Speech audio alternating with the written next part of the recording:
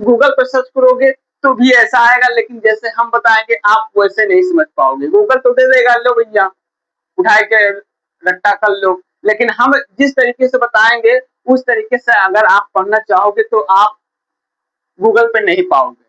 तो hello everyone, एक बार फिर से आप सभी लोगों को राजन स्टडी चैनल में स्वागत है। ठीक है, तो दोस्तों आज हम आपके सामने लेकर आए हैं कि नाम और तिथियां बोलती हैं। क्या है? नाम और तिथियां बोलती हैं किसकी? इतिहास की। अगर आपको इतिहास, अपना इतिहास जानना है तो इतिहास पढ़िए। ठीक है, तो उसी को बोलते हैं नाम और तिथियां क्या है? जानती हैं। ठीक है, तो आज हम कुछ इतिहास के कुछ एक बहुत बहुत बहुत महत्वपूर्ण हम कुछ तिथि लेकर आए हैं। अगर आप 5 मिनट आप अगर टाइम निकाल के इसको देखते हैं तो आपके लाइफ के लिए बहुत लाभदायक होगा। ठीक है, आइए हम बताते हैं आपसे कौन सा। अब ये चीज आप गूगल पर सर्च करोगे तो भी ऐसा आएगा, लेकिन जैसे हम बताएंगे आप वैसे नहीं समझ पाओगे। गूगल तो दे देगा, लो भैया उठाए के रट्टा कर लो, लेकिन हम जिस तरीके से बताएंगे उस तरीके से अगर आप पढ़ना चाहोगे तो आप गूगल पे नहीं पाओगे। तो आइए एक नजर में हम इसको देखते हैं। इतिहास उन तिथियों का खेल है। इतिहास उन तिथियों का खेल है, उन डेट का खेल है, उन दिनों का खेल है जो स्वयं बोलती हैं। क्या है? जो स्वयं बोलती हैं। ठीक है, यहाँ पे लिखा है जैसे पूरा पाषाण काल। पूरा पाषाण काल, जैसे हमने कल वाली वीडियो में बताया था पूरा पूरा पाषाण काल के बारे में। तो आज मैं पूरा पाषाण काल मतलब 20 साल से 12,000 साल वर्ष पूर्व। ठीक है, 20 साल से 12,000 साल वर्ष पूर्व की कहानी है। अगर आप इतिहास जानना चाहो तो आप देखिए, इतिहास में 3 काल हैं। क्या है? एक तो है आरंभ एक है आरंभिक पाषाण काल, दूसरा है मध्य पाषाण काल, तीसरा है उत्तर पाषाण काल जिसको बोलते हैं नवयुग। तो इसके बारे में हम कुछ समझेंगे। ये तो आपको पता चल ही जाएगा कि मान लीजिए हमारा पाषाण काल, मध्य पाषाण काल ये कितने वर्ष पहले था। तो यहाँ पे हमने नोट कर दिया है 20 साल से 12,000 साल वर्ष पहले की बात है, पहले तिथियों की बात है। ठीक है, पहला है आरंभिक काल, पाषाण काल जो सबसे पहले शुरू हुआ। इसके बाद में है मध्य पाषाण काल। आरंभिक पाषाण काल के मतलब इसमें क्या था? इसमें इंसान को कोई चीज नहीं पता था।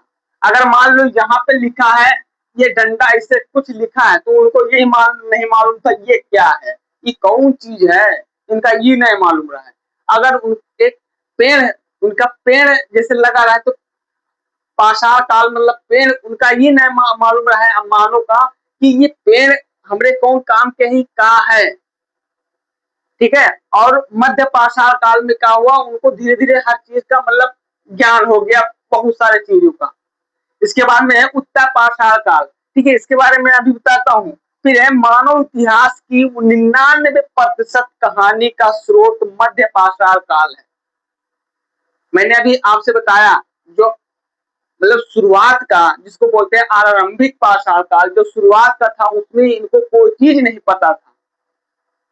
और मानव का 99%, ठीक है, स्रोत क्या है? मध्य पाषाण काल है।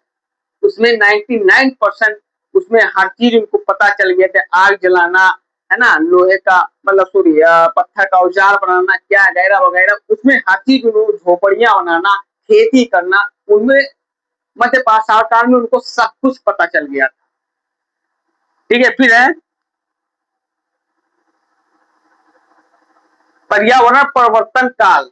ठीक है, पर्यावरण परिवर्तन काल, मेसोलिथ या मध्य पाषाण काल, इसको हम बोलते हैं मेसोलिथ या मध्य पाषाण काल।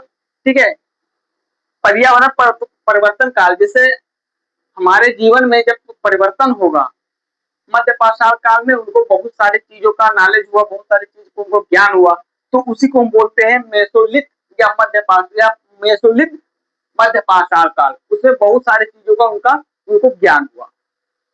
फिर है मध्य पाषाण काल का समय, मतलब मध्य पाषाण काल का समय कैसा था? देखिए 12,000 साल से पहले से लेकर 1,000 साल वर्ष पूर्व, तो 10,000 साल वर्ष पूर्व क्या था? मध्य पाषाण के मतलब हथियार, पत्थर के बने छोटे छोटे हथियार, जिन्हें माइक्रोलिथ, लघु पाषाण कहा जाता था।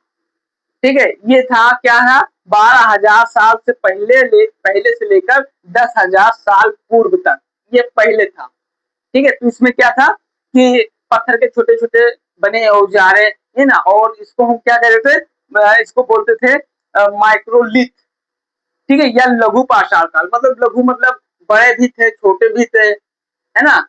जो छोटे थे उसको माइक्रोलिथ कहा जाता था, जो छोटे औजार थे उसको माइक्रोलिथ कहा जाता था, और जो बड़े औजार थे उसको लघु पाषाण बोलते हैं, कहा जाता था। ठीक है, ये हड्डियों तथा लकड़ी के मुठ वाले थे। ये इसके बाद में है नवपाषाण काल।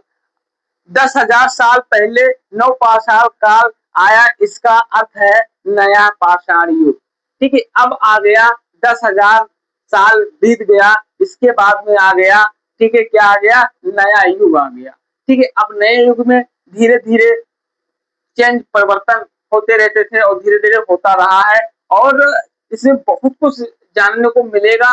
ठीक है, बस आप लोग अगर मेरे चैनल को फॉलो नहीं किए हो भाई, तो आप फॉलो कर लीजिए। ठीक है, छोटा छोटा टॉपिक लेकर आते हैं तो कि आपको ज्यादा बेटर समझ में आए, और इसमें ये जो मेन मेन पॉइंट है इसको आप नोट कर लीजिएगा, क्योंकि ये चीज हाल किसी को नहीं पता होता है। ठीक है, अगर पूछ ले कि मतलब पूरा पाषाण काल कब से कब तक चला, तो आप बता सकते हो 20,000 साल से 12,000 साल पहले था। इसके बाद में है कौन कौन सा काल था? आरंभिक मतलब पाषाण काल, मध्य पाषाण काल, उत्तर पाषाण काल। ठीक है, इसके बारे में हम वीडियो आपके सामने लेकर आएंगे। ठीक है, इसके बारे में हम पूरा वीडियो छोटा छोटा टॉपिक आपके सामने लेकर आएंगे।